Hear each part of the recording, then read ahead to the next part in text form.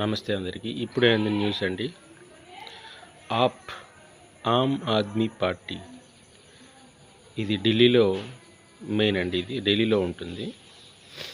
ఆ మధ్య హర్యానాలో కూడా అధికారం చేపట్టడం జరిగింది. తర్వాత ఎలక్షన్లో ఓడిపోయింది. ఇది ఇండి కూటమి అనే ఒక చిన్న పార్టీల సమాహారం అన్నమాట.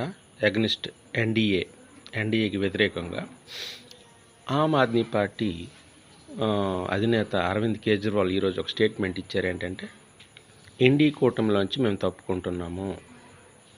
ఇండి కూటమి అనగా ఎన్డీఏకి వ్యతిరేకంగా పొత్తు చేసుకున్నటువంటి పార్టీలు like Aam Aadmi party, DMK, తర్వాత ఉత్తరప్రదేశ్లో ఉన్నటువంటి సమాజ్వాదీ పార్టీ, ఇలాంటి పార్టీలన్నీ కలిసి ఎన్డీఏకి వ్యతిరేకంగా నేషనల్ డెమోక్రటిక్ అలయన్స్కి వ్యతిరేకంగా ఏర్పడ్డ కూటమి.